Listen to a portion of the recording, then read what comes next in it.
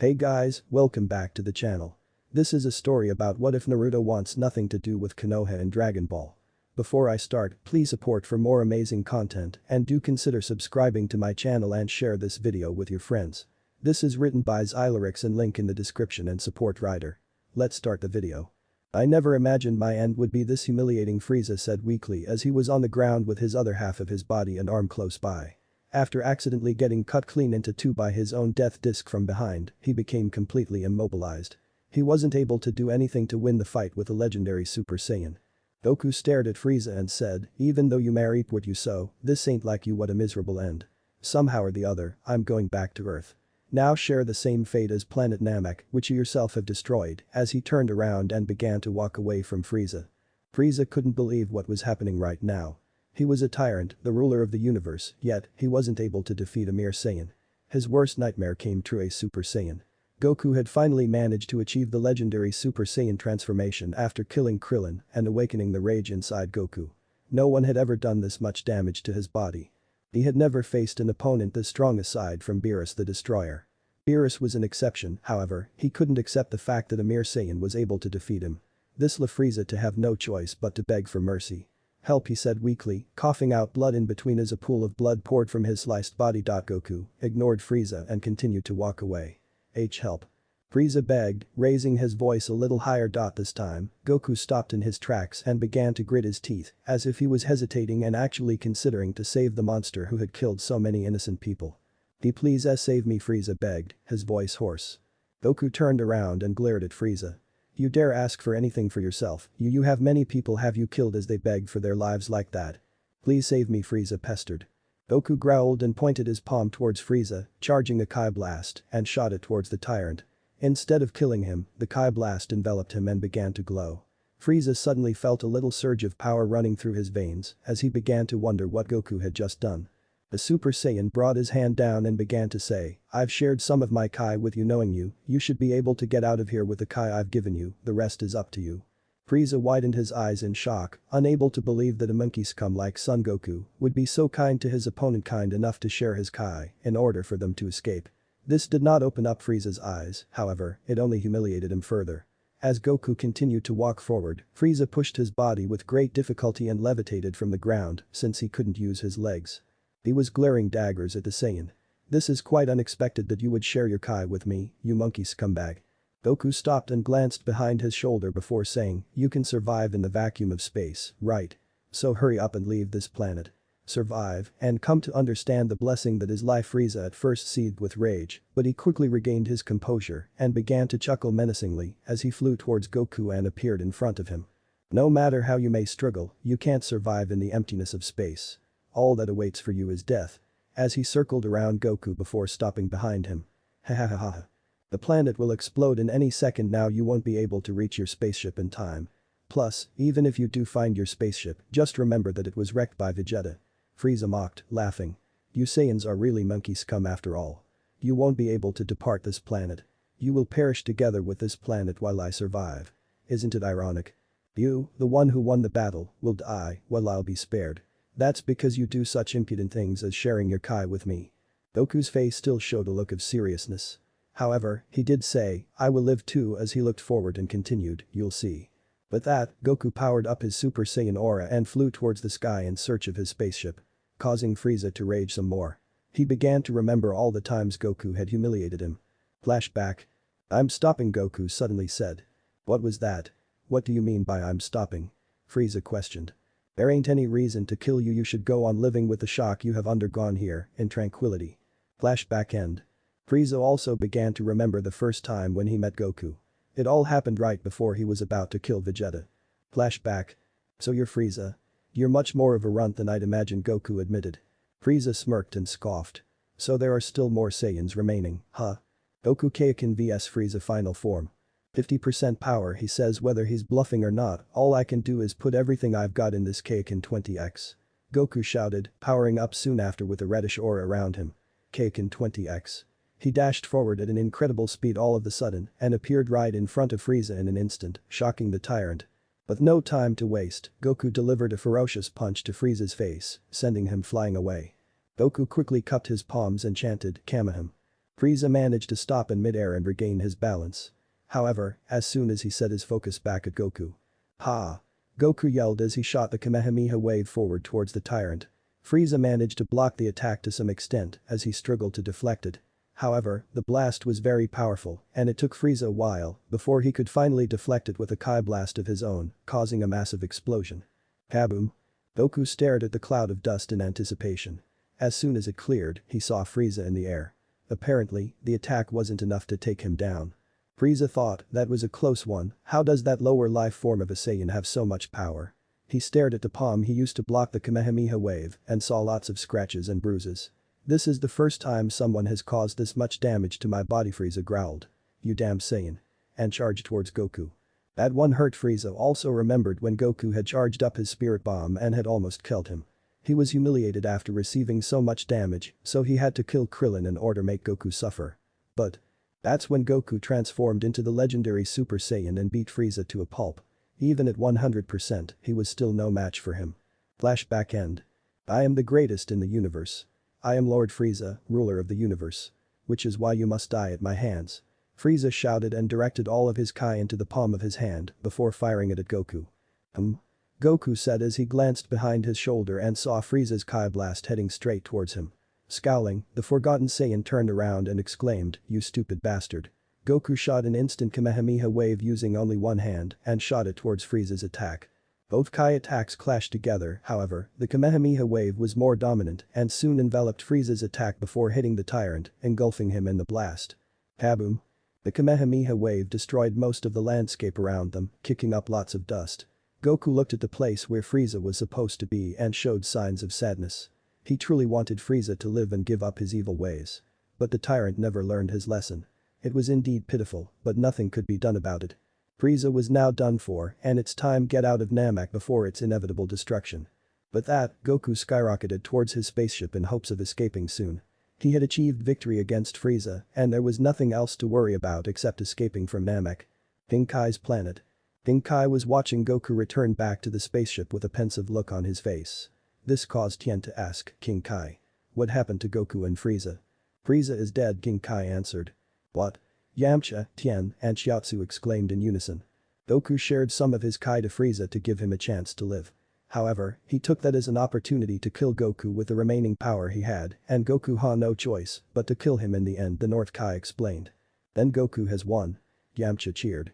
That's true, but King Kai's words trailed off. But what? Tien asked. Namek is about to explode in any moment now. King Kai explained. He doesn't have much time left before the planet's inevitable destruction.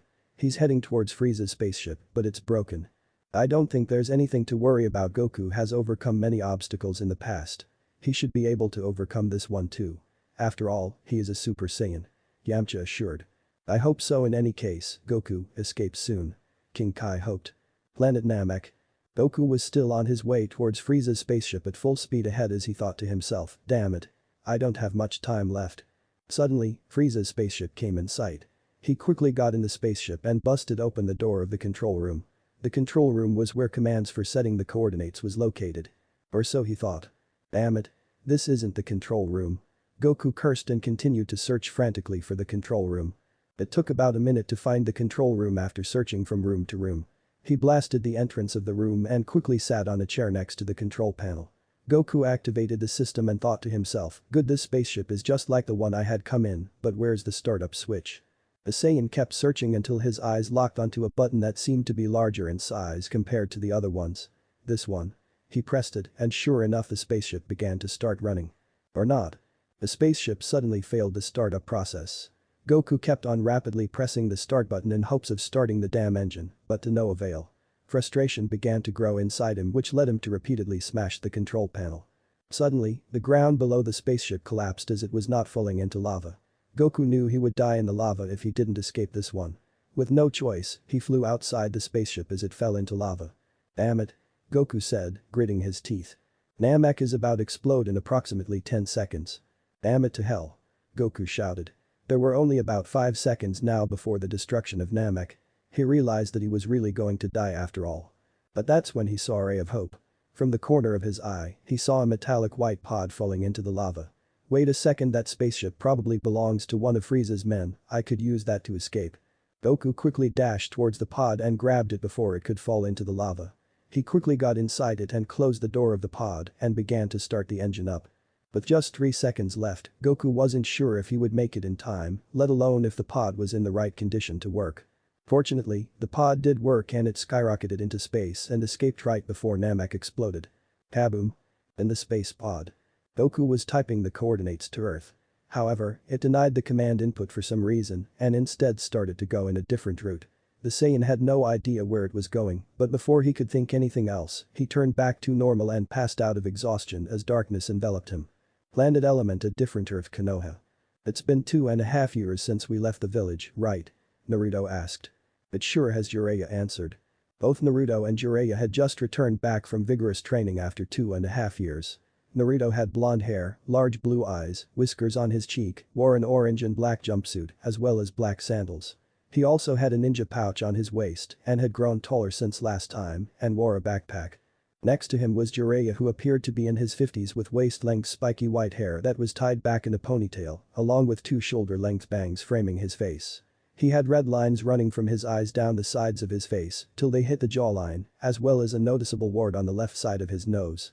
He wore a green short shirt, kimono and matching pants, under which he wore mesh armor that showed out the sleeves and legs of his outfit and had a large scroll on his back. He also wore hand guards, a black belt, wooden sandals, a red haori with 2 yellow circles on each side, and a horned forehead protector. Both Naruto and Jiraiya were master and student. Naruto dropped his backpack on the ground and accumulated chakra to his feet before running up a random pole nearby and stood on top of it to get a better view of Konoha. He took in the fresh air of the village he missed so much and said exuberantly, "This takes me back. The village hasn't even changed a bit." Jiraiya chuckled and thought, "Looks like he's having a ball." Naruto proclaimed, "Everyone. Naruto Uzumaki is back." He grinned. This feels so nostalgic. Suddenly, he noticed there was something new on the Hokage face monuments. Ha! So they added Tsunade Bachin's face as well, eh? Naruto grinned as he stared at Tsunade's new carved face on the Hokage monument. Suddenly, Naruto heard something heading towards him. Huh? He looked behind him and saw something falling from the sky. He shaded his eyes and squinted at the unknown object. What's that? All of a sudden, as if it had a mind of its own, the object stopped in midair and skyrocketed towards Konoha. What? Naruto stammered, shocked. The unknown object literally whizzed past Naruto as the Jinchuriki had to dodge the object in the nick of time. In the process, he lost his balance in midair and fell face first on the ground. What's that? Jiraiya wondered as he stared after the object. The unknown object luckily didn't crash in the middle of Konoha. However, it did crash through Tsunade's monument and destroyed it, causing the object to stop moving after. Are we being invaded? Not good. It's right next to the Hokage's tower. Jiraiya thought. The object suddenly opened. Apparently it had a door on it. From inside, a wounded man with black spiky hair rolled out of it and plummeted towards the ground, seemingly dead. What the hell was that? Naruto panicked as he got up and rubbed his stinging nose. To be continued. At the Hokage office, there was a woman sitting near her desk skimming through some papers as she sighed in exasperation. The woman was young and had brown eyes and straight, shoulder-length blonde hair that were tied in 2 loose ponytails. A violet-colored diamond was visible on her forehead, and she wore a grass-green haori with the kanji Gamble written on the back, inside a red circle. Underneath, she wore a gray kimono-style blouse with no sleeves, held closed by a broad dark bluish-gray obi that matched her pants. Her blouse was closed quite low, revealing her sizable cleavage as she had big-ass boobs. He also wore an open-toed, strappy black sandals with high heels, red polish on both her fingernails and toenails, and used a soft lipstick. That was Tsunade, the 5th Hokage of Konohagakure. Right now, she was doing lots of paperwork. Ever since she was given the responsibility of being a Hokage, she had to deal with lots of paperwork. She hated it a lot. Tsunade sighed in exasperation while sitting in her seat and stared at the paperwork with dullness. I wish I could burn all of this paperwork. Now I understand how Sarutobi-sensei felt at the mention of her sensei's name. He began to remember her. She also remembered when Jiraiya told her that Hiruzen had sacrificed himself to protect the village from Orochimaru. She gritted her teeth in anger as her thoughts shifted to Orochimaru. She began to remember about the time when Orochimaru betrayed the Leaf and began to conduct experiments on vulnerable victims. She was still saddened by the fact that her old teammate had chosen the wrong path. She wished that she could change his way of perceiving the world. But she doubted it. She doubted that Orochimaru would ever change. And now, he was a threat to Konoha. Her train of thoughts derailed when she suddenly heard a knock on the door. She stared at the door and simply said, "Come in." Another woman appeared as she opened the door and entered the room with a smile on her face. She was a fair-skinned woman of average height and slender build with black eyes and hair. Her hair was straight and shoulder-length with bangs that covered her ears and framed her face. She wore a long bluish-black kimono with white trimmings, held closed by a wide obi, and open-toed sandals with low heels. She held a pink pig in her arms. The pig's name was Tuntun. Whereas the woman was Shizune, Tsunade's assistant. Tsunade smiled and said, "Oh, it's you, Shizune. So what is the report of your mission?" Shizune smiled and answered, "Mission accomplished. Our team were able to successfully retrieve the Haigwa's secret scroll before the enemy could get their hands on it." Tsunade sighed in relief. "Good, looks like you've done a good job on this mission. Anything else before I dismiss you?" Shizune nodded. "Yes. Naruto has returned back to the village," she said exuberantly. Tsunade widened her eyes for a second before smiling. "Ah. So that Gaki is finally back, huh? How long has it been? 2.5 years. I wonder how strong he has gotten," as she continued to smile while reminiscing about the time she spent with Naruto. "And Jiraiya is going to come back as well. I haven't seen them both in quite a while." Shizune grinned and agreed, "True. Izumo and Kitetsu had informed me that Naruto and Jiraiya had already passed the gate." A shrill sound pierced through the air. Suddenly, right next to the Hokage tower, something crashed towards the 5th Hokage's monument and destroyed it, causing rocks to fall down from the broken monument. Tsunade and Shizune jerked their heads up in alarm and stared out the window at whatever had just crashed. "What was that? Are we being invaded?" Shizune panicked. Suddenly, Anbu forces appeared behind Tsunade as the Hokage spun around her heel and looked at the Anbu. "Go check what just crashed and report," and signaled the Anbu to scatter out. "Yes, Hokage-sama," the Anbu said in unison as they disappeared with the Shunshin no Jutsu. Tuntun began to panic a little as Shizune asked worriedly, "What's going on? What does this mean?" Tsunade stared at a strange object. Apparently a strange object had crashed towards the 5th Hokage's monument. This pissed her a little, but she did not show it because right now this was a serious matter. Were they being invaded? Suddenly, the strange object opened. Apparently it had a door of its own as a heavily injured man with black spiky hair fell from the door and plummeted on the roof of a building. She narrowed her eyes at the black-haired man and wondered, who is he? Crash spot. The Anbu arrived at the spot where Goku had just fallen on. The Anbu arrived quickly thanks to the Shunshin no Jutsu as they stared at the seemingly uncurious man who was lying on the ground, heavily injured. "It's a person," one of the Anbu noticed.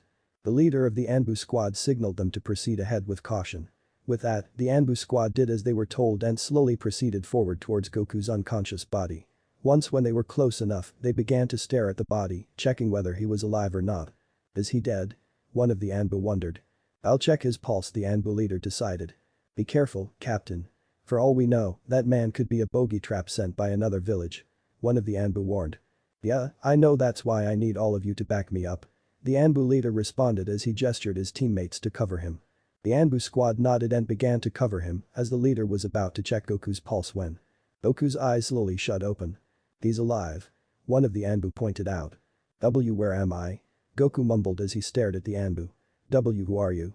was all he could say before his vision blurred and blacked out. "He's defenseless, there's nothing he can do against Konoha. What should we do, Captain?" an Anbu officer asked.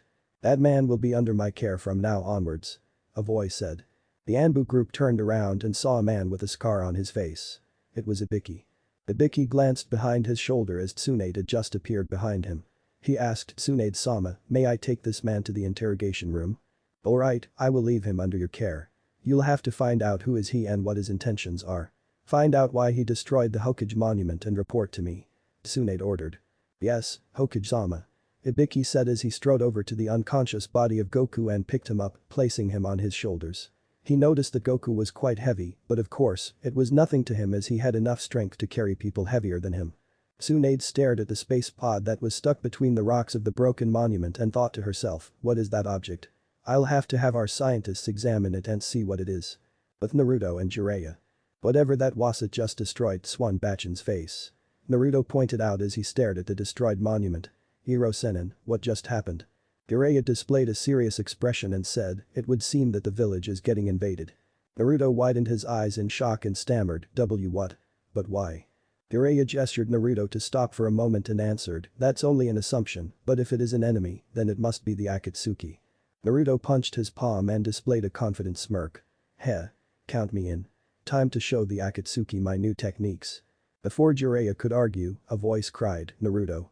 Naruto turned around and saw who had called him. Sakura-chan. Long time. Sakura ran towards Naruto along with Konohamaru, Mogi, and Yuden as she asked, "Are you okay?" Naruto rubbed his back head. "Yeah, I'm fine." "When did you get here?" Sakura asked. "Just a minute ago." "More importantly, what's going on? Why did a strange object suddenly enter Konoha and destroy Tsunade-bachan's face?" Sakura frowned. "I'm not sure myself either. I just hope it's not the Akatsuki." "Naruto, Sakura, you both stay here while I check the crash spot," Jiraiya said. "I'll come as well," Naruto insisted. "No," Jiraiya said flatly. "You stay here and protect the civilians in case anything happens." "Amatero Sennin." Naruto pouted. But that, Jiraiya shined away to the crash spot while Naruto said, "Come on Sakura-chan, we can't sit on her asses and do nothing. Let's go after Iro Sennin as well." "Alright." Sakura chimed in as she along with Naruto began to jump from building to building en route to crash spot with Konohamaru and his gang following suit. Crash spot. Jiraiya just arrived at the scene and saw Ibiki carrying Goku on his shoulders. He looked left and saw Tsunade holding a strange white object in one hand. It was Goku's space pod. Jiraiya walked over to Tsunade and asked what had happened here. Tsunade looked at Jiraiya and sighed with relief. "Thank goodness you're here, you see." Tsunade of course briefed everything that she had witnessed and about the fact that Ibiki was going to interrogate the injured man. After Tsunade finished her briefing, Jiraiya asked, "Is that the strange object the man came out from?" Tsunade stared at the space pod she was holding with one hand and glanced back at Jiraiya before nodding. "Yes. This is the one. It's something I've never seen before. Which is why I decided to give this strange object to our scientists so that they can examine it." "I see, so the man isn't of any threat," Jiraiya concluded. "Exactly. He probably received his injuries after crashing, but we're having Ibiki to question him about who he is and why he entered Konoha without permission." Tsunade explained. "Also, I need you to come with Ibiki. I'm coming too along with Inoichi as this is a serious matter." "Right." Jiraiya agreed. And with that, Jiraiya went along with Inoichi and Ibiki to the interrogation room. Tsunade just dismissed the Anbu squad when "Tsunade-bachan," a voice cried. Tsunade widened her eyes and turned around to face the direction of the voice. When she turned around, she saw a teenager with blonde hair, large blue eyes, and whiskers on his face. Naruto. With Goku, Jiraiya, Ibiki, and Inoichi interrogation room. Goku groaned as he finally regained consciousness. He felt pain all over his body, but he ignored it and slowly opened his eyes. He found himself in a dull room which didn't seem to be lighted well. Goku began to wonder where he was. The last thing he remembered was that he had crashed into a planet. He did not know which planet, but he was hoping it was Earth. His head was currently hanging down as he realized he was sitting on a chair well tied by ropes. He wondered why he was tied in the first place. Looking up, he saw a man with a scar on his face, a blonde man with a ponytail, a man in his 50s with long white hair, and a blonde-haired woman with breasts so big that Rashi would nosebleed at Tsunami. Goku stared at himself and found that his clothes were torn. He was completely shirtless and his pant was close to being shredded. He stared up at the group of people and asked, "Who are you? Where am I?" "I'll be the one asking the questions," Ibiki said bluntly. Goku pouted and commented, "Rude." Ibiki walked over to Goku and asked, "Who are you?" "Me? I'm Son Goku." Goku answered nonchalantly. "Son Goku? Like the four-tailed beast? Never mind, he seems rather naive.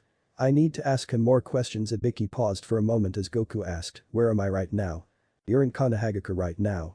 Tsunade answered for Goku. "Konohagakure? Never heard of that place." Goku admitted with a confused look on his face. "Can someone tell me why I'm tied up? It's a bit uncomfortable." Ibiki stared at Goku's face to find any deception, but couldn't find any. Either this guy is extremely skilled at maintaining a poker face, or he is just stupid. Tsunade Jiraiya began. "Before Goku regained consciousness, I checked for any bogey traps on him. But he didn't have any." Tsunade placed a finger on her chin and contemplated for a moment before asking, "Goku, where are you from?" "I live in the mountains with my wife and son." Goku answered, still baffled by the whole situation. "Alright, for the next question, why did you invade the Leaf? Who sent you here? Who is your leader? Answer now." Ibiki questioned. "Sorry, I have no idea what you're talking about," Goku whined, pouting. "Very well then." Ibiki closed his eyes and smiled. "Can I go now?" Goku asked happily. Ibiki opened his eyes and suddenly pointed a kunai at Goku's neck.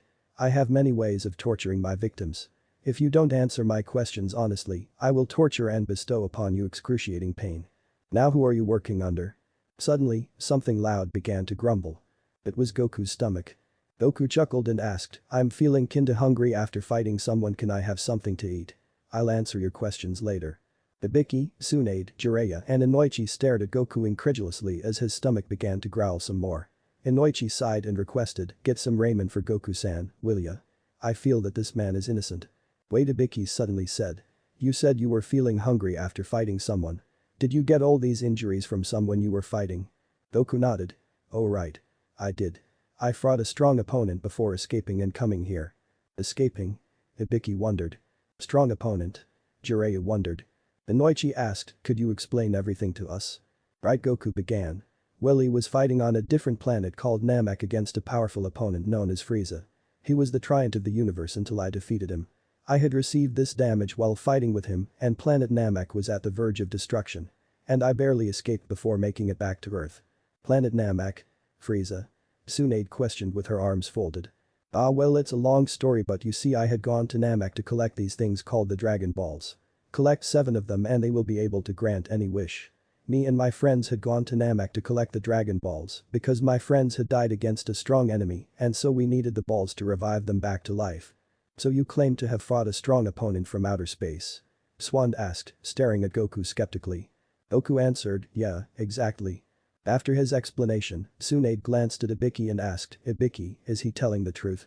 Ibiki stared at Goku for a few seconds. He stayed silent for quite some time. But finally he spoke, Inoichi, I need you to read Goku's mind so that we can confirm that his past is definitely true. Inoichi glanced at Tsunade for approval, to which the Hokage nodded. With that, Inoichi said, Son Goku, we will release you under one condition, you allow us to read your mind so that we can confirm that what you're saying is all true. Goku tilted his head and agreed, oh okay, I don't have a problem with that. But could you make it quick? Inoichi smiled. Leave it to me. Here, let me untie you. No, it's okay. Goku assured, confusing Inoichi as the Saiyan suddenly broke free from the ropes that were tied around him easily and stood up from his seat before flexing his arms and legs. Ah. My arms were feeling quite stiff by sitting in that chair with the ropes tied. Tsunade and the others stared at Goku incredulously as they could believe that Goku easily broke out of the ropes. Tsunade stammered, how did you escape? Those ropes were enhanced with chakra to increase its durability and power. Chakra? What kind of food is that? How does it taste? Goku asked, causing Tsunade and the others to fall down with their limbs sticking up. Huh? Did I say anything wrong? Naruto and Sakura, they are currently on their way to Ichiraku Ramen. Naruto was walking alongside with Sakura, Konohamaru, Mogi, and Yuden on their way to Ichiraku Ramen, while the Jinchuriki was thinking about the events that had happened earlier that had led up to this moment. Flashback. Naruto just arrived at the crash spot along with Sakura, Mogi, Yuden, and Konohamaru. They met with Tsunade, who was holding Goku's space pod like a basketball. The Hokage noticed Naruto and was quite surprised after seeing the grown-up Jinchuriki. Naruto. Tsunade-bachan, what had happened here? Naruto asked. Tsunade pointed at the unknown object with her free hand and answered, this unknown object crashed and destroyed my monument. There was a slight irritation when she said that. However, a man came out of it and fell down before falling unconscious. Where is he, Tsunade-sama? Sakura asked. You've arrived a little late. Ibiki has already taken him to the interrogation chamber. Tsunade answered with a smile. The Kunoichi sighed with relief and placed her hand on her chest. So it wasn't an invasion. Naruto widened his eyes comically and pointed at the space pod accusingly, as if it was a real person. But that thing almost killed me. His expression turned serious as he asked, is he from the Akatsuki? Don't know. But we will find out soon after Ibiki interrogates him. Tsunade answered. Is there anything we can do to help? Naruto asked. Tsunade shook her head and responded, not at the moment, Naruto, you just arrived from your training to the village. But I'm glad you've grown up, as she smiled. Naruto grinned at that while Tsunade thought for a moment before saying, why don't you and Sakura go out and have some ramen till we get this sorted out? Naruto's eyes sparkled in excitement and thought, you mean like a date with Sakura-chan? Awesome. Meanwhile, Sakura could notice how mature Naruto had become. She smiled as she stared at the happy-go-lucky idiot and thought to herself, looks like Naruto has changed all these years after all. Naruto, how do I look? Sakura decided to ask. Huh? Naruto asked, perplexed. Sakura blushed a little and played with her hair, casting her eyes downwards at the ground for a womanly effect. Do I look more womanly? Naruto grinned and gave a thumbs up before saying, don't worry, Sakura-chan, you look the same. Sakura twitched in anger at that, but decided to refrain herself from punching Naruto in the face. After all, this was a mature Naruto, even if he was still a bit of an idiot, right? Tsunade smiled and noticed the bond that was growing between Naruto and Sakura. "I'll leave you two while I go with Ibiki and the others." Naruto suddenly remembered something and decided to ask, "Wait, where's Hirosenin?" "He's gone to the interrogation room as well. Now don't delay me further. I have to get there before we can start the process." That's when Konohamaru decided to jump into action. "Boss. Check out my new technique." As he clasped his hands together and yelled for dramatic effect, "Transform." As a puff of smoke appeared concealed him inside it before clearing and revealing a naked woman. "Konohamaru." Sakura yelled. "Konohamaru," Naruto began. "You're grown up and you shouldn't be doing stuff like that." Konohamaru frowned and stared down at the ground while Yuten and Mogi chimed in, "Naruto Nison is right. We're all grown-ups now." Sakura smiled. "I'm happy that Naruto has really maturity seems more manly. I mean come on. What kind of lame technique is that? You need to grow up and execute a better sexy jutsu than that. Let me demonstrate my jutsu." Naruto suddenly yelled. So manly that he's gonna show his sexy jutsu right now. Wait a second. Realization dawned on Sakura's face as she just understood what Naruto had just said.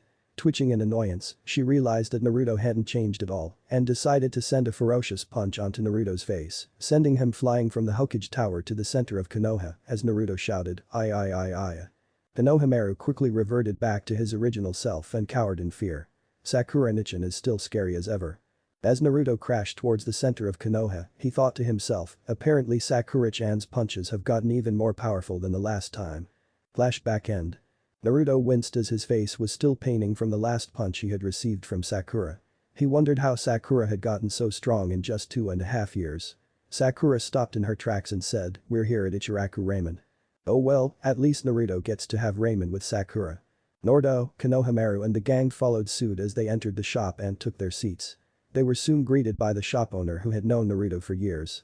Despite him being a Jinchuriki, Ichiraku still treated him like a proper human being rather like an outcast, unlike the other villagers. The group took their seats and Naruto asked, "Sakura-chan, what would you like to have?" "Since you're treating me, I'd like to have miso ramen." Sakura answered. Naruto grinned and put his hands behind his back. "Haha, that's my favorite ramen. We both have a lot in common." Sakura chuckled. "You think so? I just chose something random from the menu," as she pointed at the menu in her hand. "Alright. You heard her. 2 miso ramens please." Naruto asked politely. "Coming right up." "Hey boss. What about for us?" Konohamaru asked. Realization dawned on Naruto's face as the Jinchuriki rubbed his back head sheepishly and chuckled a little. "Sorry, I forgot you were there with us." "Boss."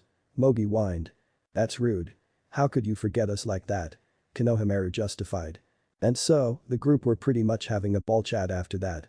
But Goku and Inoichi were currently in a huge room with machines of assorted kinds placed all over the sides of the room. In the middle of the room was another machine which Inoichi was walking towards. Goku glanced around his surroundings and asked, "What is this place?" Inoichi didn't want to give out too much information in case Goku was actually a spy or a potential threat. So he decided to simply say, "This is where I will be reading your mind." He stopped in front of the machine that was in the middle of the room and turned towards Goku. "This is where we test whether what you're saying is true or not. Simply go inside this machine and I'll be able to read your mind." "How am I supposed to go inside?" Goku asked while staring at the machine quizzically. "Just get inside the hole." "Alright." Goku understood and jumped into the hole. "Like this?" Inoichi smiled. Yeah, and thought, this might be easy after all. I don't see him as a threat after all. His expression turned serious and he explained, "Now close your eyes and I will place my hand on your head. Once I do that, the process will start and I will be able to read your mind. The process might take an hour to complete. But that's about it. Understood?" "Understood." Goku smiled. "So once you read my past, you will believe me?" Inoichi nodded. "Yes." Goku smiled. "Alright. But promise not to get freaked out by my past." "What does that mean?" Inoichi raised an eyebrow. "Well, it's just that a lot of stuff had happened in my past, which may shock you." "I'm used to it. I've read many people's mind to learn their past," Inoichi assured. "Alright, then all good." Goku said before finally closing his eyes. "I'm ready." Inosuke nodded and placed his hand on Goku's head before closing his eyes. Goku thought, so his technique is just like Korin's, huh? But the only differences are that it takes longer and he has to use a machine to read my mind. Interesting. I never knew someone other than Korin had that power. "What are your intentions, Son Goku?" "I'll find out." Inoichi thought and with that, he began the process of reading Goku's past. But Naruto at Ichiraku's ramen shop. Your order's ready. Tucci, the shop owner, said as he placed the newly prepared ramen on the table. Naruto literally drooled after taking in the sight of the food that he would call as a thing of beauty. I haven't had ramen at Ichiraku's for a long time. Let's eat. With that, Naruto, Sakura, Konohamaru and the gang began to eat their respective ramen while enjoying it. Naruto literally drooled at the ramen, his eyes sparkling with excitement as the Jinchuriki began to chow down on his food. After finishing one bowl, Naruto glanced left at Sakura and asked, "So, how is the ramen, Sakura-chan?" Sakura smiled and answered, "It's really good. Although I'm not that much into ramen. But it's good." "Boy. Naruto. When did you come back to the village?" a voice said from behind. Naruto turned around his seat and faced two ninjas. One of them was someone who seemed very familiar, while the other one was a female whom he had never seen. Or so he thought. "Ah. Shikamaru." Naruto greeted. "What's up, Naruto? It's been a long time, hasn't it?" Shikamaru smiled. "I remember you, Shikamaru. It's been a long time indeed. How have you been?" Naruto asked. "I've been doing good," Shikamaru said, pretty much smiling. The woman who was standing next to Shikamaru was Tamari. She had also grown up. This is the brat from years ago. She thought, pretty surprised that this person who looked very mature was the same brat from a few years ago. However, Naruto stared at Tamari in confusion and asked, "Hey, who are you?" Tamari knitted her eyebrows and questioned, "What? You don't remember me?" Shikamaru chuckled and commented, "You don't look as stupid as before, I mean, you've changed, right?" Naruto grinned and before he could say anything, Sakura intervened, "Nope. He hasn't changed at all." As she waved her hands in disagreement, making Naruto slump his shoulders in defeat. "Sakura-chan."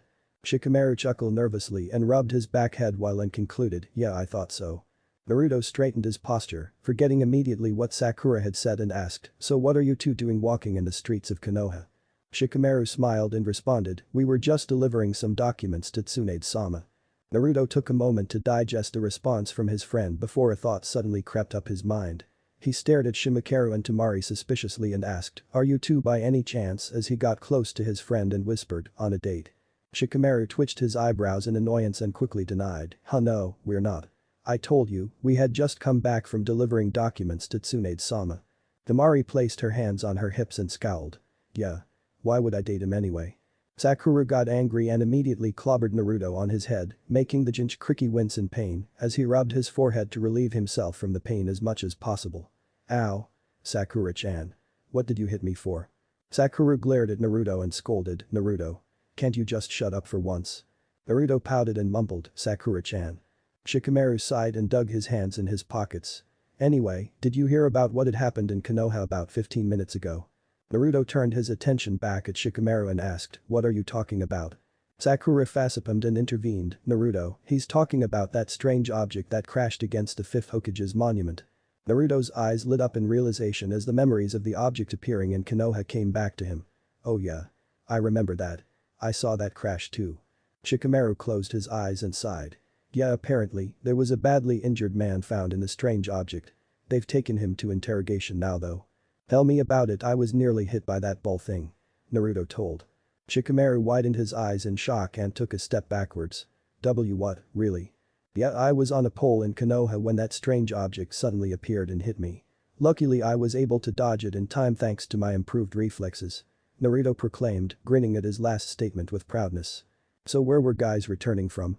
Sakura decided to ask, joining the conversation.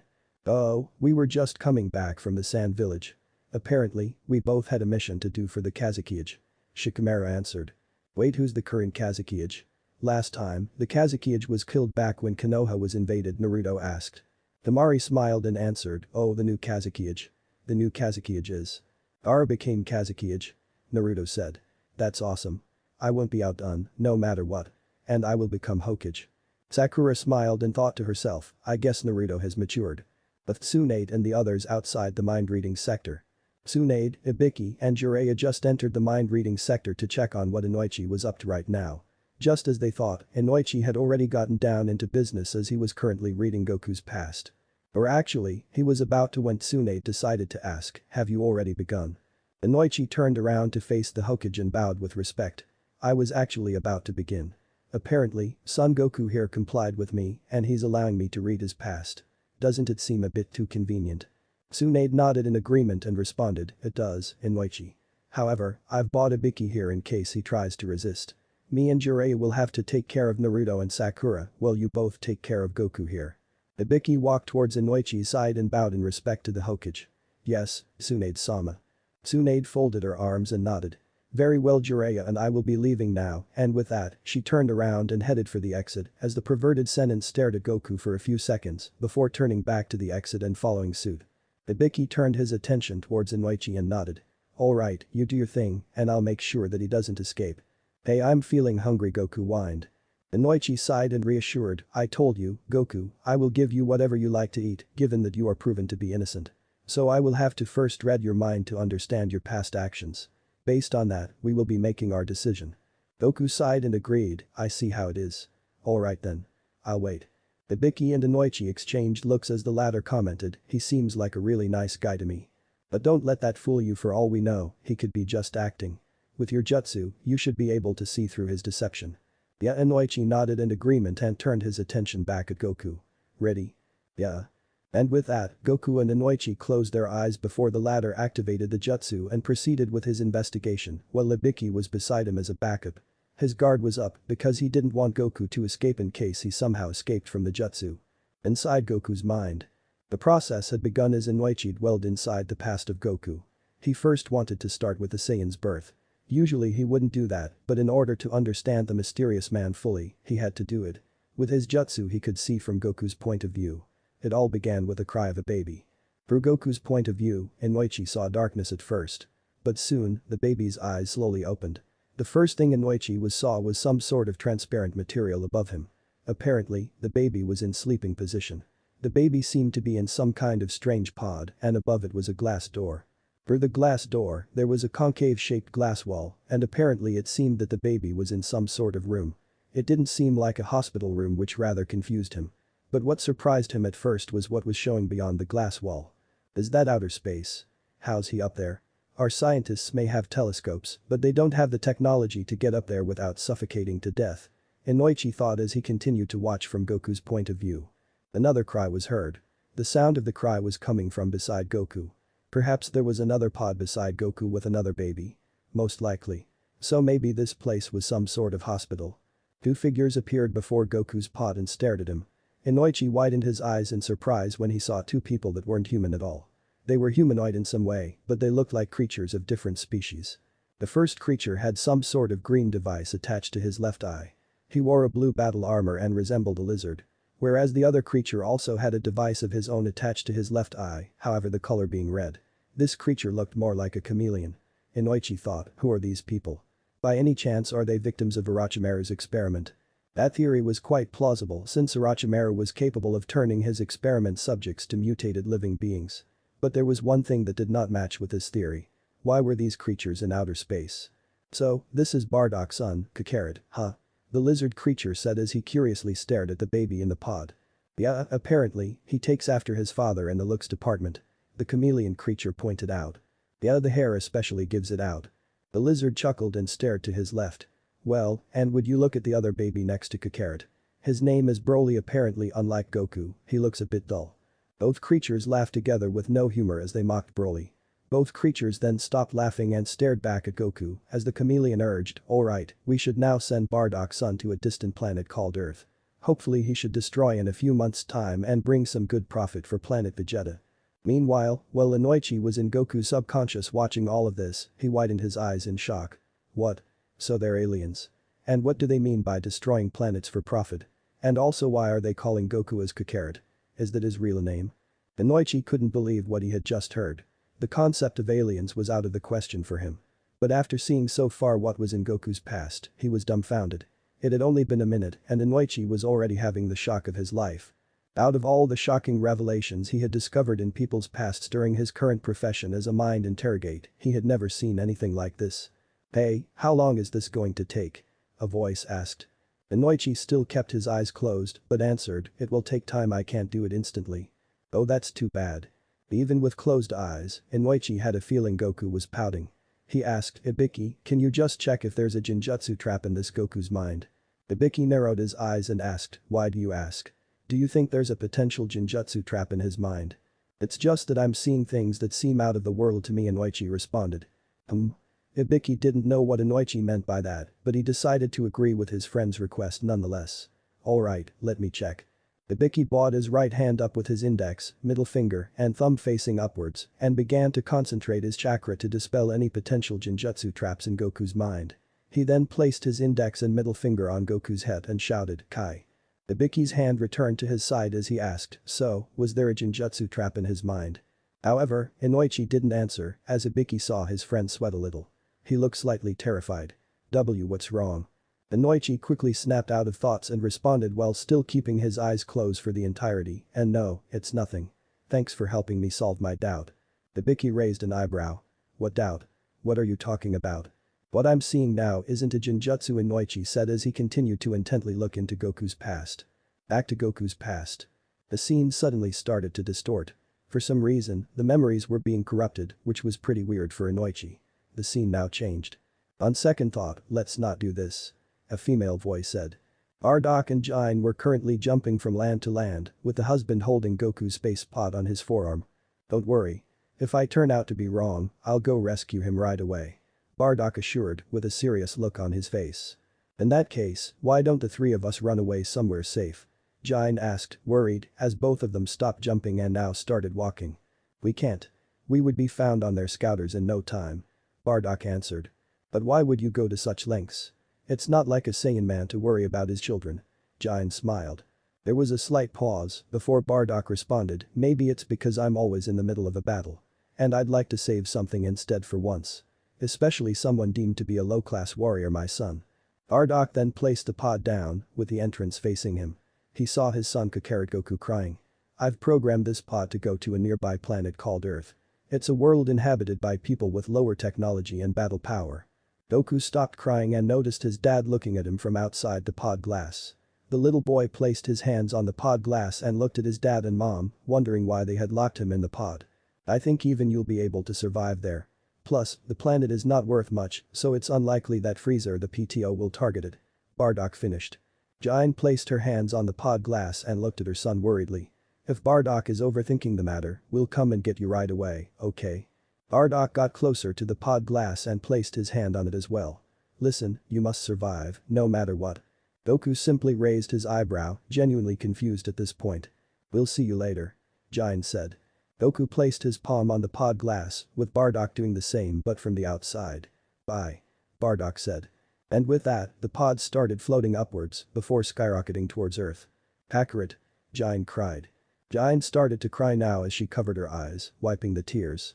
Bardock simply walked towards his wife and placed his hand on her shoulder, comforting the Saiyan woman as he watched the pod disappear into space. In outer space. Goku was crying as the space pod was soaring through the cosmos. However, Inoichi was shocked after witnessing what had just happened. I can't believe this. Kakarot is an alien. So aliens do exist after all. This is something I have to report to Hokage-sama. After all, from what I can tell by reading his mind, he was brainwashed with a single mission to eradicate a planet called Earth, and that's our planet. Inoichi thought. So, he's a threat after all. But one thing didn't make sense. This happened when Kakarot was a baby. So how come when he arrived in Konoha, he was a full-grown man? Indeed, this was a contradiction, but Inoichi had to read Goku's mind further to understand the truth. The space pod was currently soaring through the vast emptiness of space at a high velocity. Apparently the technology at planet Vegeta was pretty advanced. Darn it, I never expected something like this, Inoichi thought as he continued to read Goku's past. An hour passed by. Goku had fallen asleep, so Inoichi could see nothing but darkness. But after a while, the baby's eyes slowly opened. Goku's space pod was still soaring through space until a distant planet came into view. It looked pretty fresh and had lots of ocean bodies and fertile land on it. That's Earth. The space pod entered the Earth's exosphere as it began to get engulfed in fire due to the high speed it was traveling in. Soon, the space pod entered Earth and crashed towards a random spot on the planet. Crash. That's when Goku began to cry. As soon as the space pod crashed towards Earth, the impact woke the baby from its semi-deep slumber. The door of the pod opened as the fresh air of Earth began to enter inside Goku's lungs. The baby was currently in a random forest. Why? Goku cried. So, apparently here Goku didn't crash towards Konoha, but in a random forest. About 10 minutes or so passed by as Goku kept crying and crying until an old man suddenly came into Inoichi's view.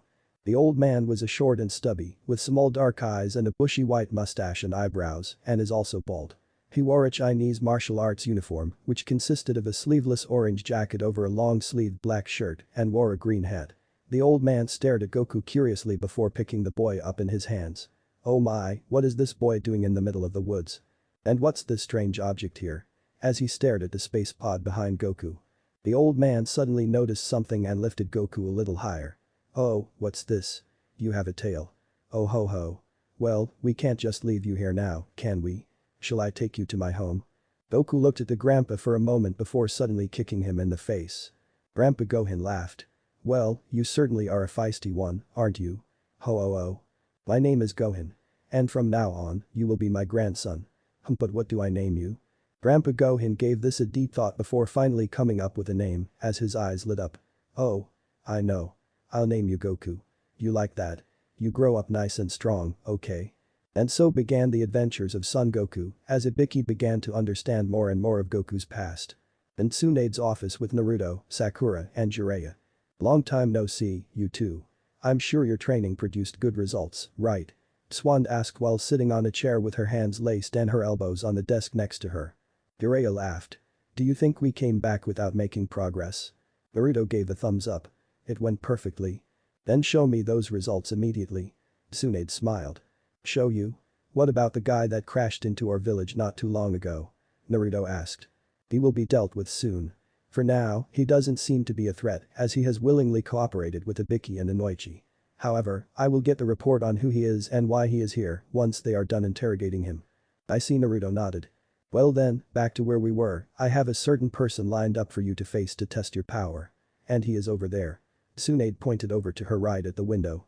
Naruto quietly walked towards the window, opened it, and looked around until he spotted a certain man on the roof. Oh. Kakashi-sensei. You sure have gotten taller, haven't you, Naruto? Kakashi said. He was currently sitting on the roof with his legs folded and was reading his favorite book. He turned his attention to his student and raised his hand up. Yo. Naruto grinned. Sensei, you haven't changed one bit. And jumped out of the window and onto the roof whilst crouching. He then fished something out of his small bag that was placed around his waist. Listen, I've got a present for you, sensei. Kakashi's eyebrows lit up. Tsunade and Sakura were now looking outside the window at Naruto and Kakashi as the sixth Hokage smiled. This sure is a nostalgic sight. What? Kakashi's eyes widened in shock. You got me this is. Naruto was showing a new book to Kakashi. This is the first new title in the Makeout series in 3 years. I think it's super boring, but you like this kind of stuff, don't you? Jiraiya heard what Naruto said from inside the office and scoffed, folding his arms and looking away like a defiant baby. HMPH, that idiot, no way could a kid understand the appeal of the book. And on top of that, it's a very rare item that hasn't even been released yet. Kakashi slowly opened the book and gaped in awe. Alright, that's enough fun for now, Kakashi. Tsunade insisted and walked away from the window. Kakashi sighed and closed the book. He stood up as Naruto asked, so you're my opponent? Not quite, Kakashi responded and walked over to the window. He looked inside and greeted Sakura. Gee, it's been a while since I've seen you too, Sakura. Yes, sensei. Sakura smiled. Kakashi jumped and landed perfectly on the window edge and crouched. My opponents will be Naruto and Sakura. Jiraiya smirked. Naruto and Sakura were taken by surprise. Kakashi-sensei is our opponent. I want to see what you can do against Kakashi, a voice said. Everyone looked towards the voice and saw Tsunade back at her seat. I will determine your status in the future based on the results. Sakura, show me that you weren't just wasting your time training under me. The legendary Sannin said. Sakura nodded. Yes ma'am. Then, shall we get right into it? Kakashi asked. Is what I would like to say. But before we do that, we have to get information about the mysterious man. He is currently being interrogated and we hope he is not a spy of some sort or from the Akatsuki. Plus, Naruto, you just got back, so you must be tired. I'll give you a short rest. Naruto would have normally argued back in this situation, but since Kakashi, Tsunade and Jiraiya had to also find out information about Goku, they had to anyway wait. Naruto nodded and Kakashi shifted from sitting on the edge of the window. Let's meet up at the third training grounds later. See ya. And with that, Kakashi disappeared in a puff of smoke. Shizune looked at Tsunade and asked, why is he in such a hurry? Tsunade shook her head and folded her arms. I have a pretty good idea why. He's going to read the masterpiece of a book I wrote. Jiraiya spoke up, smiling proudly. Realization dawned on Sakura's face. Ah. With that look on his face, there's no doubt about it. However, after the man from earlier is interrogated, Kakashi will be summoned to the office. The interrogation shouldn't take long. Tsunade assured. Jiraiya had a smug expression on his face and thought to himself while nodding, that's an obvious reaction for someone after getting an unreleased copy of my books. Back at the mind reading and interrogation specialization section with Inoichi, Ibiki, and Goku. It had been quite some time since Inoichi began reading Goku's mind. He had been silent for quite some time now, which made Ibiki wonder what was going on. Ibiki placed his hands in his pocket and said to himself, it usually doesn't take him this long to just find out who he is and what his intentions are and why he is in the village. Suddenly, Inoichi gasped fell on his butt, his body trembling badly for some reason. Holy shit. Ibiki quickly ran to the aid of his friend and helped him up. What's wrong? Are you okay? I'm fine. But this man. Inoichi tried to catch his breath as his body still trembled. What about this man? Is he a threat? Ibiki asked with a serious expression on his face. And no, it's not that, in fact, it's the complete opposite. Inoichi sweated profusely. Ibiki raised an eyebrow. What do you mean? Shaking uncontrollably. Seeing the speed that he would never match. Mass destruction and witnessing a planet destroyed. An organization that profits from entire annihilation. Inoichi had just finished reading Goku's mind and his past. He witnessed everything. From Goku's childhood till the Saiyan saga and beyond. The ruthlessness of the Saiyans. The Triant Frieza. Powerful foes that could destroy planets. Powerful foes even faster than the speed of light. Even if all the tailed beasts combined their power, they still wouldn't be able to defeat Goku. He had seen it all. Inoichi's train of thoughts derailed when Ibiki shook him a bit. Inoichi, what's going on? Hey man, you okay there? Goku asked from the mind-reading machine. Inoichi snapped back into reality and looked at Ibiki, I'll explain everything at Lady Tsunade's office. But for now, please take Son Goku to a place that provides lots of food. Long story short, he's not a threat. In fact, he is far stronger than you can ever imagine. I'll explain everything when I report to Tsunade, but for now, take Goku to a place where he can eat food and refresh himself. Ibiki was confused, but nodded. Got it. With that, Ibiki got Goku out of the mind-reading machine. Inoichi walked towards Goku and apologized. I'm sorry Goku for the trouble. I'll explain what's been going on later, but for now, Ibiki will take you to a place to eat. Goku rubbed his back head and smiled. Well, I don't know what's exactly going on, but I can't think anyway on an empty stomach. Thanks. Inoichi smiled at Goku. You're always welcome. Ibiki raised an eyebrow and noticed how friendly Inoichi was being to Goku. Strange, just what did Inoichi see in Goku's mind? As the trio were getting ready to leave, Inoichi gulped and thought to himself, well shit, how am I going to explain what I saw in Goku's mind without sounding like a crazy guy? Lady Tsunade, you may not believe what you're about to hear soon. Ibiki continued. Ibiki and Inoichi were currently escorting Goku out of the mind-reading facility. Goku had a few bandages wrapped around his arm and chest since he was a bit injured from his last battle with Frieza. The one who had put the bandages was Inoichi. Once they were outside, Inoichi turned towards his partner and said, Ibiki, please take Goku out to a restaurant. He's starving. Goku's stomach grumbled as the Saiyan chuckled sheepishly and rubbed his back head. Yeah, sorry about that, but I'm really starving. Ibiki sighed and nodded. Very well. I assume you are going to report to Lady Hokage now? Inoichi smiled and nodded. That's right. I'll tell you everything about it later, and with that, he turned around and walked away. Goku looked at Inoichi walking towards a different direction in confusion and asked Ibiki. Where is he going?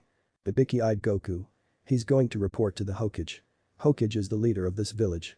Goku's eyes sparkled a bit. Oh. Really? Is she strong? Ibiki smirked. That's right, she's strong. After all, she is even part of the legendary Sannin. Goku grinned. I don't know what that is, but it sounds like some sort of title a strong person would have. Her strength is something to be feared about, Ibiki added. Now follow me, Goku. I'll take you to a restaurant. Goku nodded and smiled. Alright. Thanks once again, Ibiki. And with that, Ibiki and Goku headed towards a different direction. With Inoichi on his way to the Hokage Tower. As Inoichi headed towards the Hokage Tower, which was in sight, he noticed Jiraiya standing in front of the entrance of the tower. Jiraiya with folded arms noticed Inoichi approaching him and put his hands down. Inoichi. I'm assuming you have finished interrogating Goku. Inoichi stood in front of Jiraiya and nodded. That's right. It would be best if you came with me. The information I'm about to give Tsunade will most likely be classified. Jiraiya displayed a serious look on his face. I see, so it's something serious. Is it something related to the Akatsuki? Inoichi shook his head. No. But you'll see. Jiraiya turned around. Very well, let's go, and entered the Hokage mansion, with Inoichi following suit. Hokage office with Tsunade. Tsunade placed her elbows on the desk near her, lacing her fingers together and resting her chin on the top of her hands, waiting for Inoichi's report. Just as she began to think about Inoichi, the door of the office made a knocking sound. "Come in," Tsunade said. The door opened, revealing Inoichi and Jiraiya. The duo entered inside as Tsunade asked, "So, I assume you have found out the intentions of Goku. Is he a spy?" Inoichi stood about 7 feet away from Tsunade's desk and displayed a serious look on his face. "No, it's far from that, Goku. That man is incredible." Tsunade raised an eyebrow. "What do you mean? Is he not a threat or a spy?" Lady Tsunade, through all my years of interrogating and mind reading, I have never come across something like this before. What I'm about to tell you may sound out of this world literally, but bear with me. What I'm about to tell you is the truth and the absolute truth. Jiraiya had a serious look on his face and he folded his arms. "Looks like we might be in on some classified information." Tsunade unlaced her fingers and placed her hands on the Hokage desk. "Of course I would never doubt you, Inoichi. So, tell me, who is he?"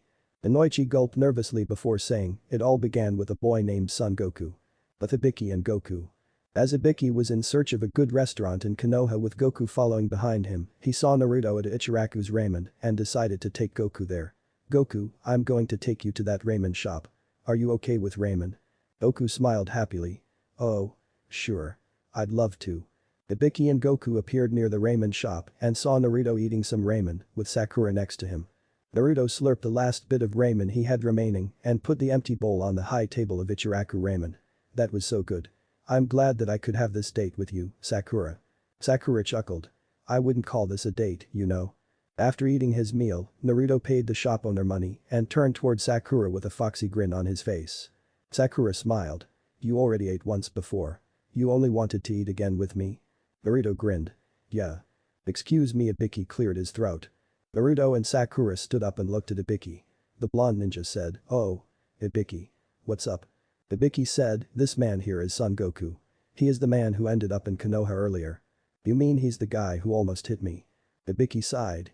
"Fear not. According to Inoichi, he's not a threat. It was some sort of accident." Sakura sighed with relief as Hibiki continued, "Anyway, I was looking for a place to eat. Goku is very hungry here." Sakura looked at Goku and introduced. "Hello. My name is Sakura Haruno. Nice to meet you." Goku smiled and greeted Sakura with his hand. "My name is Goku, nice to meet you too, Sakura." Naruto smiled at Goku and introduced, "And my name is Naruto Uzumaki. Someday, I will become Hokage." Goku was amazed. "Naruto Uzumaki? That sounds like an awesome name. And what's a Hokage?" Naruto blinked in confusion. "You don't know what a Hokage is? Hokage is this village's leader. And someday, I want to be this village's leader too." "Really? That's awesome." Goku smiled. "So you're aiming to be the strongest?" Naruto nodded with a grin. "Yeah, something like that." Hibiki smiled at Naruto. "Naruto, could you please treat Goku to some ramen?" Naruto nodded. "Sure. I still have plenty of money." Naruto and the others then entered Ichiraku ramen once again. Naruto sat on of the stools present near the eating tables and said, "One miso ramen for me and Goku please." "Coming right up," the chef said. Hibiki continued. What the Naruto Uzumaki had his eyes raised comically as he watched the scene in front of him unfold. He was currently witnessing Goku eating more than 50 bowls of ramen, which flabbergasted even Sakura and Hibiki. A bead of sweat dropped from Tuchi's forehead as Goku requested, "More, please." More, you're eating way too much. I have never seen anyone eat like that," Naruto stated incredulously. Goku gobbled his current bowl of ramen in just a few seconds and looked to his right at Naruto, chuckling sheepishly. "Sorry about that. I've just been feeling very hungry after that battle I had with Frieza." Frieza?" Naruto raised an eyebrow. "What's that?" Tuchi handed another bowl of ramen to Goku and the Saiyan took a slurp of it before placing it down on the table. "Frieza is this really bad guy I had fought on another planet. I'll explain everything once I'm done eating." "Another planet?" Sakura was baffled. "Boy, Goku, I know how ramen tastes and I do love ramen, but I won't be able to pay for all the food you've consumed if you continue further," Naruto said in dismay. Goku finished his last bowl of ramen and chuckled nervously. Sorry about that. But man, Ichiraku ramen is amazing." After paying for Goku's large appetite, Naruto said, "I'm glad someone feels the same way as I do about ramen," but he frowned, staring at his empty Gamakichi money pouch. "All my hard-earned savings." Hibiki widened his eyes, surprised. "This Goku, he's incredible. His appetite is even more than Naruto's, and what did he mean by another planet?" Sakura nodded. "That's what I'm wondering as well." Hibiki thought to himself, maybe Inoichi knows something about this, I'll most likely find out about it soon as well, unless it gets classified as top secret. Goku stood up from his tall bar stool and looked at Naruto with a smile. Thanks a ton, Naruto. I'm back to 100% now. Naruto's shoulders slumped with a dejected look on his face. And no problem as his head hung low. He then remembered what Goku had said earlier and looked back up. Oh yeah, you mentioned something about fighting on another planet and something about Frieza or whatever, what was that about? Goku nodded. Yeah. Before accidentally coming here, I had fought a really evil guy called Frieza. He was super strong, but I finally managed to make it out alive thanks to one of the spaceships from the Ginyu Force. Wait, hold on, Hibiki intervened. Before we continue further, let's go somewhere quiet and have a chat about this. Naruto glanced behind his shoulder at Hibiki. Huh? Why do you want to go elsewhere? Hibiki had a serious look on his face. I have a feeling what Goku is about to tell us might become Konoha's top secret info. Where do we go? Sakura wondered. The training grounds. I'll see you there. Hibiki answered before suddenly disappearing using the body flicker technique. And he's gone, Naruto sighed. We should go there as well. Sakura insisted. Goku looked to his right. I just saw Hibiki travel to that direction, pointing over to the yonder. Hold on a minute, you were able to see which direction he went? Sakura asked in disbelief. Goku glanced at Sakura and nodded. Yeah. He seemed to be pretty fast, but I saw him clearly go that way. It only looked like he disappeared to me, Naruto admitted. Sakura looked at where Goku was pointing and noticed it was the direction to the training grounds. Wow, I don't get it, the body flicker technique allows a user to move at an almost untraceable speed, so how did you see him so easily? Naruto got excited. Whoa. Wait. Maybe you're like actually super strong? Goku laughed lightheartedly. Well, I have been training since I was a kid, thanks to my late grandpa. Well, no way, Sakura was amazed. You must be an exceptionally skilled ninja. I'm not a ninja, but a martial artist, Goku admitted. So the technique that guy used was called the body flicker technique. I hope I can learn that too. A martial artist? Naruto wondered. Wait, you can't use the body flicker technique? Do you at least know how to utilize your chakra? Sakura asked. I don't know what this chakra is at first, I thought it was food. Goku admitted. How do you not know what chakra is? Naruto was perplexed. Hey, guys. We were supposed to meet Hibiki, right? Let's go to the training grounds and we can discuss further. Sakura said. Alright. And with that, the trio headed over to the training grounds. Unbeknownst to them, a figure in the shadows was secretly watching them from a nearby alley. Apparently, it was a member of Root Danzo's training division. The underling of Danzo muttered to himself, gotta report this to Lord Danzo, and with that, he disappeared from sight using the body flicker technique. But Inoichi Hokage's office. And that's how Goku got here. Inoichi had just finished explaining about Goku's past. From the events of Goku's childhood till the Namek saga. During the revelation, Tsunade intently listened. Often, she would widen her eyes in shock hearing some of the details, but remained quiet till Inoichi was done talking nonetheless. Once Inoichi affirmed that he was done revealing everything, Swan unlaced her fingers and kept her hands on her table. She began, Inoichi, you have served and protected the village for decades, and I truly appreciate your efforts, but this is something totally out of this world. Inoichi sighed. Lady Tsunade, I know it's hard to believe, but… Oh, I do believe you. You're one of our most trusted special corps after all. But the whole thing seems bizarre. Aliens, outer space, different planets, and a tyrant named Frieza. We were lucky enough that our planet wasn't invaded by the Planet Trade Organization, but now that Goku is here, it could mean the endangerment of our planet. Kakashi and Jiraiya were intently listening, as they were shocked as well. Kakashi decided to ask, what do we do now, Lady Tsunade? Tsunade smiled confidently. I'd like to test out Goku's strength. Well, he may impose dangers. If we can get him on our side, he would be a valuable asset to the Leaf Village. In addition to that, I'm curious to see how strong he is, ability to even destroy planets. That's frightening to hear. Inoichi, you mentioned that Goku and his friends use Kai, right? Inoichi nodded. That's right. It's completely different from chakra itself. Although chakra shares some properties of Kai, Kai itself is far more advanced and useful from what I could tell from reading Goku's mind. Tsunade sighed. I see. In that case, I'll be calling Naruto, Sakura, and Goku to the training field. Kakashi will square up against his students, while I'll go against Goku. Jiraiya contemplated for a moment before saying, this information will most likely be an S-class top secret. If the villagers found out about this, it would surely cause havoc. Still, I'm shocked at beings that could destroy literal planets. It's shocking. Tsunade trembled a bit in fear. Once Naruto and the others are rested enough, we will call them to the training grounds.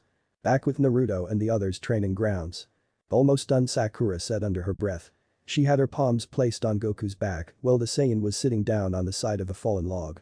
The Kunoichi was using his healing ability to heal the rest of Goku's wounds, the very same wounds he had sustained during his battle with Frieza. Goku thought to himself, wow, it's like Den's healing powers, only a bit slower, but it should still do. After a few more seconds went by, Sakura placed her hands down freely to her sides and smiled. There, I'm done. Goku glanced behind his shoulder at Sakura while still sitting on the wooden log and smiled. Thanks a bunch. Where did you learn that? Lady Tsunade taught me medical ninjutsu. Tsunade, the lady from before. She must be the one of the people who interrogated me, Goku thought to himself. So what was this Frieza thing about? And what did you mean by another planet? Naruto asked curiously whilst standing in front of Goku. Ibiki leaned his back against a nearby tree and folded his arms, intently listening to the conversation that was about to unfold. Goku displayed a serious look on his face. Alright, I'll cut right to the chase. I'm a Saiyan raised on Earth.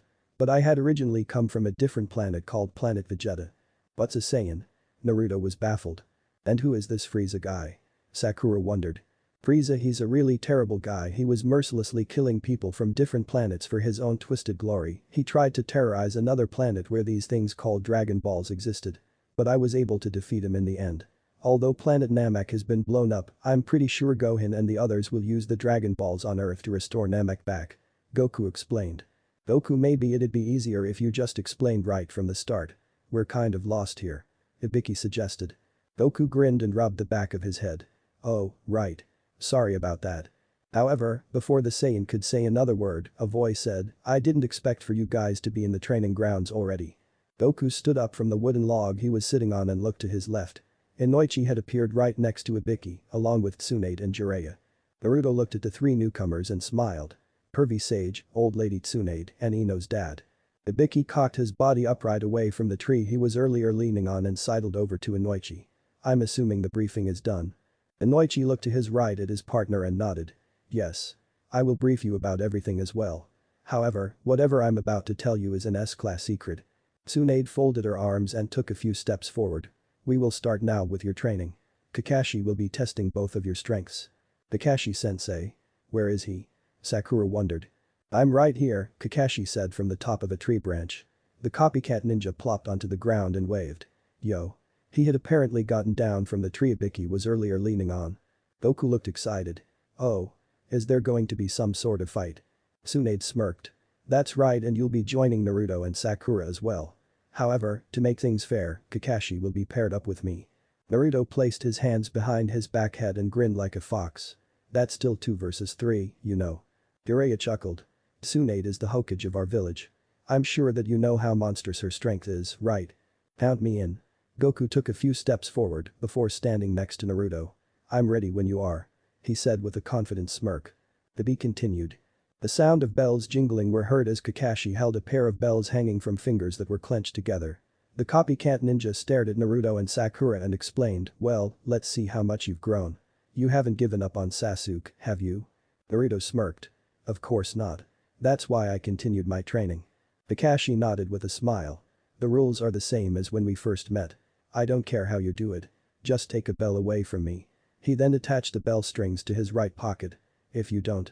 Hum at me with the intent to kill, Naruto interrupted. Sakura added, or we won't be able to get it right. Kakashi closed his eyes for a moment before opening them. He scoffed. Exactly. If you don't come at me with the intent to kill, you won't be able to get the bells. You have until sunrise tomorrow. He revealed while holding a novel in his left hand. The book was placed in front of his left shoulder, with the item being open, revealing some of the contents inside it.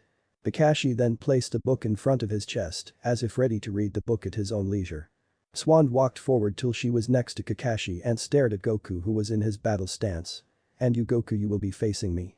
Kakashi is Naruto and Sakura's opponent. But I'll be your sole opponent. Goku nodded with a smirk while still in his battle stance. Alright. Gotta come at me, whenever. I would like to see the power you used against Frieza. Goku was surprised. You know about Frieza? I get it, Inoichi must have told you about him by reading my memories. Wait, so this Frieza guy is actually a real alien from outer space? Naruto freaked out. Tsunade glanced at Naruto and said, Naruto, focus on your battle with Kakashi for now. Oh, right. Goku smirked while staring at Tsunade. You seem pretty confident and strong, let's see what you're made of. Kakashi closed his book. Now then, shall we begin? Naruto placed both hands behind his back head and chuckled. You're not going to do it while reading your book this time around, Kakashi-sensei. He then tightened his forehead protector around his forehead by tightening the bands behind it. Sakura wore her gray glove on her right hand while bending her right arm upward to her face level. Or have you already finished reading? She then clenched her fist tightly. Kakashi kept the book in his back pouch that was attached to the back of his left hip and answered, nope, I thought I'd save the fun for later. He then directed his hand towards his forehead protector while saying, besides I get the feeling that I may have to. He pushed up his forehead protector that was covering his left eye, revealing his Sharingan. Get a bit serious this time around. Suddenly, Swan jumped into the air ahead and performed a somersault before delivering a single leg drop onto Goku's head. However, the Saiyan simply jumped away to evade the attack in time, causing Tsunade to hit the ground instead. Crash. This destroying the ground below them, forming multiple cracks and jagged rocks. Naruto freaked out at Tsunade's immense strength but was also surprised at how easily Goku had dodged her attack. Goku landed on the ground away from the broken ground and smiled. Wow. Your strength is awesome. Whoa, so fast. Sakura was shocked. Kakashi widened his eyes in shock as he stared at Goku with his Sharingan. Unbelievable, I couldn't track his movements even with my Sharingan. You dodged that. Swan stood up. Then how about this? Suddenly, she used the body flicker technique to immediately appear behind Goku. She reeled her fist and was about to land a solid blow to his back. However, Goku simply turned around and caught the punch with his palm. The sheer impact of Swan's punch, well blocked, still created a shockwave that spread everywhere, destroying a few trees around the landscape. Jiraiya, who was sitting with his legs crossed on the branch of a tree, with his back leaning against the tree trunk, widened his eyes in shock. He blocked Tsunade's punch. Tsunade widened her eyes in shock. What? Goku smirked as he still held Swan's fist. Not bad, but you still have more power, don't you? Goku blocked Lady Tsunade's punch. Sakura was shocked. Naruto was in awe. Whoa. Uncle Goku's doing really great against Granny Tsunade. Tsunade displayed a serious look on her face and began to deliver a barrage of dangerous punches onto her opponent. However, much to her chagrin, Goku dodged, evaded, and avoided every single attack with ease and immense speed, shocking everyone in the process. Are you just going to dodge my attacks? Swan said as she suddenly delivered a spinning right kick, hitting Goku in the chest in the process. However, the attack had no effect on the Saiyan. In fact, it did not even budge him one bit. A shockwave erupted and was sent straight ahead from where Tsunade had kicked Goku. However, even the shockwave had no effect on the fighter. Impossible. Goku suddenly crouched a bit before delivering a ferocious elbow smash onto Swan's gut, making her hack out a bit of blood onto the ground as she doubled over. Goku's own elbow smash created a shockwave that spread forward and destroyed a bunch of trees ahead. Crash. It was not long before Tsunade slowly fell down to her knees before falling face first on the ground. What? Naruto was shocked after witnessing Goku defeat the Hokage with just one blow. Lady Tsunade. Sakura ran over to Tsunade to check up on her. Goku seemed a little disappointed that the fight was over already. He looked at Sakura and assured with a smile. Don't worry, I held back on that attack. She has only been knocked unconscious. Why you call that holding back? Jiraiya was shocked. Ibiki and Inoichi ran towards Tsunade to aid her as the former thought to himself, so Inoichi was right, this Goku, he is in fact an alien from outer space. No wonder he has so much strength we have never witnessed before. But then again, he did mention there was a pure-blooded human named Krillin who also had similar strength. Sakura flopped Tsunade's body over to her back before placing her hands inches away from her stomach. She then began using her medical ninjutsu to heal her stomach from the damage she had received. After a moment, Sakura was done healing her and Tsunade slowly opened her eyes before sitting straight up. I lost. She said with disbelief. Jiraiya, who had already gotten off the tree earlier, walked towards Tsunade and said, it would appear so. Goku dominated you in every way possible. Speed, strength, this man is an all-in-one package. Hey, you okay? Goku asked with a worried look on his face. I'm fine now. Tsunade stood up with the help of Sakura. You're truly a formidable foe, Goku. I do have one more request though. Goku was perplexed. Tsunade contemplated for a moment before shaking her head with a smile. I'll ask you after I'm done seeing Naruto and Sakura's progress in their training. I'd like to visit their battle with Kakashi first. Goku nodded with a smile. Oh, yeah, sure. I'm looking forward to see how strong Naruto and Sakura are. Naruto's eyes widened in amazement as he gazed at Goku in all his glory. The legendary warrior had just performed a feat of strength that left Naruto utterly awestruck. You're incredible, Uncle Goku. He exclaimed, the admiration in his voice palpable. How did you do that? Tsunade, the Hokage of the Hidden Leaf Village, turned her attention to Naruto and spoke in a firm but gentle voice. Naruto, let us not be distracted by Goku's impressive abilities. We are here to focus on your training with Kakashi and to help you grow stronger. Her words carried the weight of experience and wisdom, reminding Naruto of the serious task at hand. But the nod of his head, he refocused his attention on his training, determined to give his all. Right.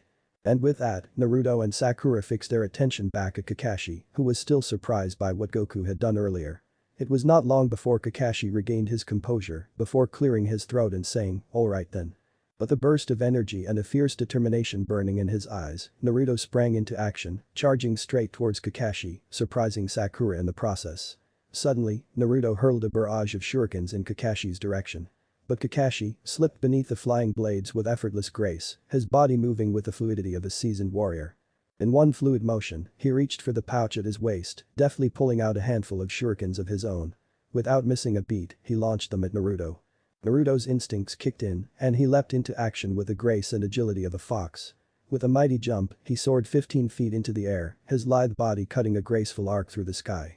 Kakashi, undaunted by Naruto's impressive display of athleticism, remained focused on his young student, his hand moving with lightning-fast speed to retrieve yet more shurikens from his pouch.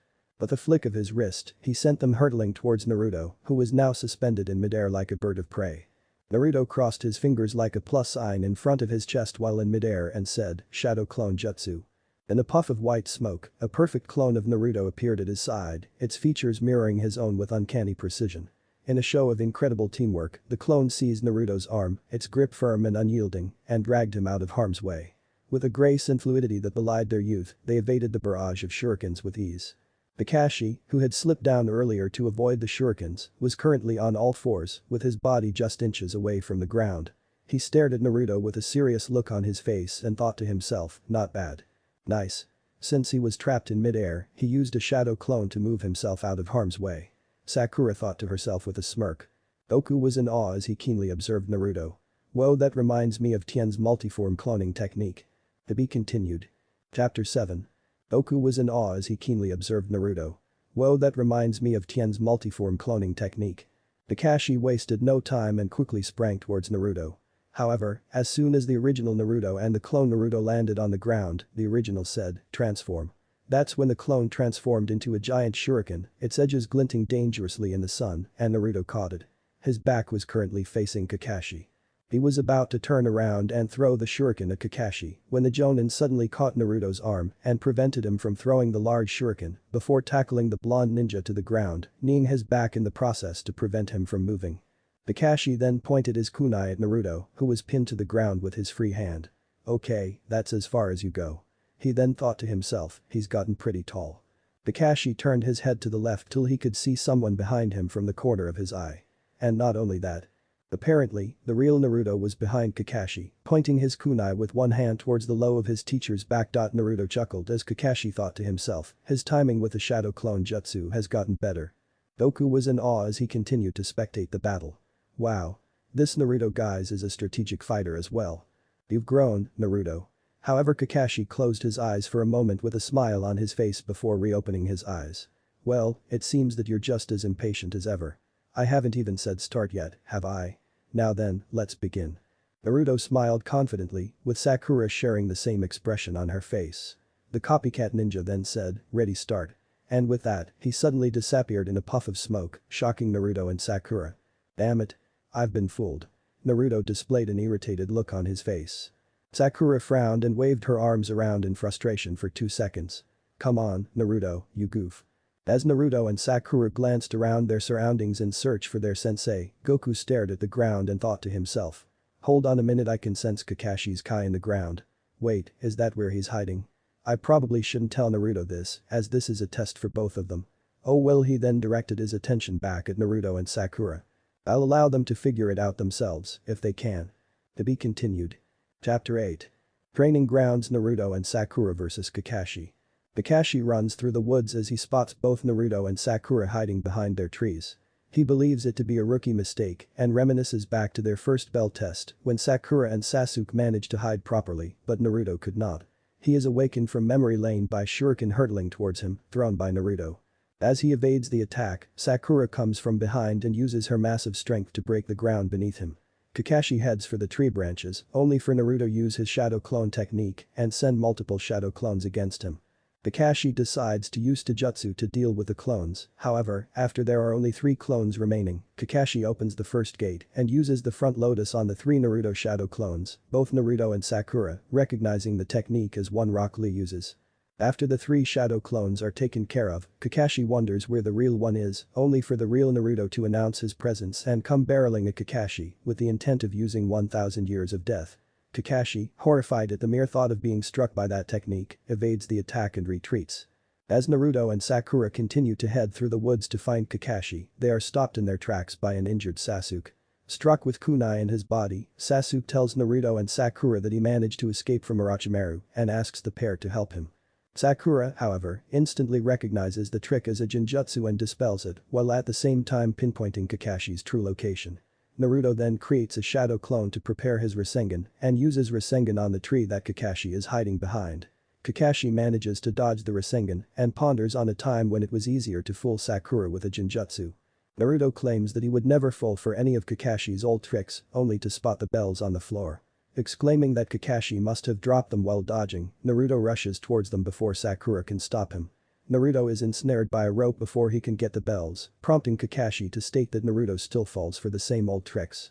However, the Naruto trapped by the rope turns out to be a shadow clone, while the real Naruto, claiming an old trick like that would not work on him, rushes from behind and punches Kakashi right in the face, only for the latter to use a body replacement technique and retreat. Once more. Naruto and Sakura are still attempting to take the bells from Kakashi. Kakashi manages to predict their moves using his Sharingan and performs hand signs at a speed no human eye can follow, using fire release. Great fireball technique, followed with earth release. Double suicide decapitation technique and finishing with water release.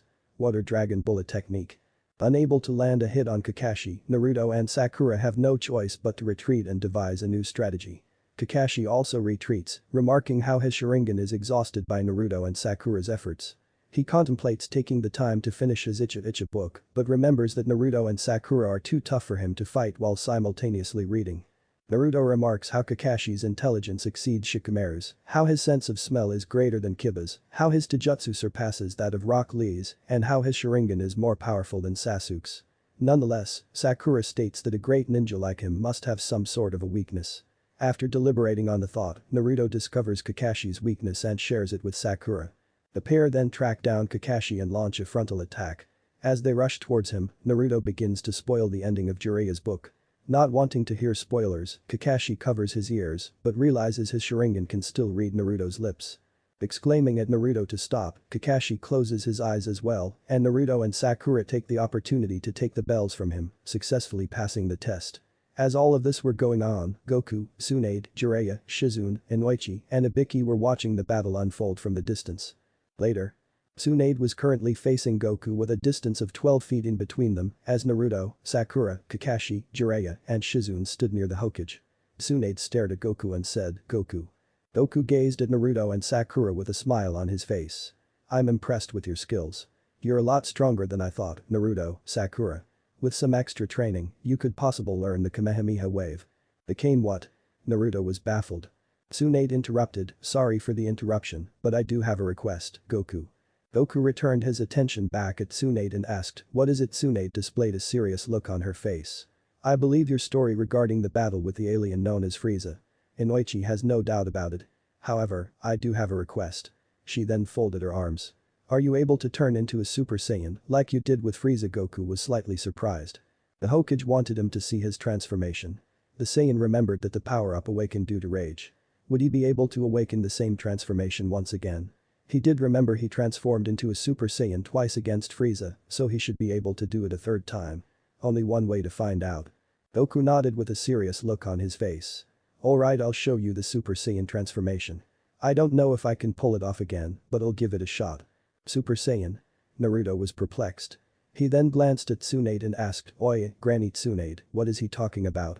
Goku gritted his teeth as he clenched his fists by his sides. "Remember, you asked for it." Naruto and Sakura became alarmed as they noticed something odd was happening.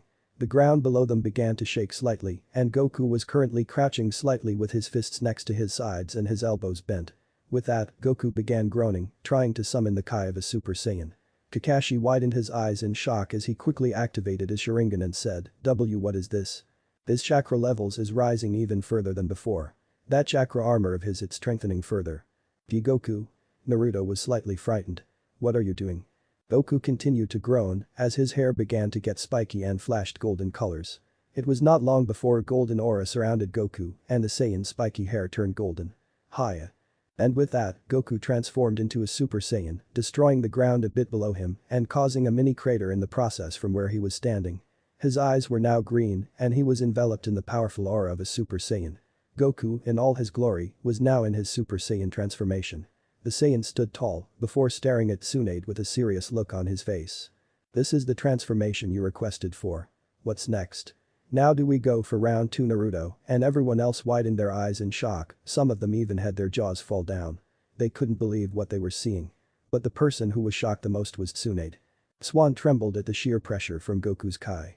As such, incredible chakra. She then remembered Inoichi had informed her earlier that Goku was using Kai, so it wouldn't make sense for her to call it chakra. Nonetheless, the power emanating from Goku was nothing to sneeze at. Naruto's jaw fell down as he had a shocked look on his face. What is that? Goku smirked. This is a Super Saiyan. It multiplies my power by several folds. Awesome? Naruto was in awe. Sakura was shocked. Incredible, I've never felt chakra this powerful before. Ibiki gulped anxiously. No doubt Goku is stronger than all the 5 cages combined. Goku slowly began to pant a bit before dropping out of his Super Saiyan form.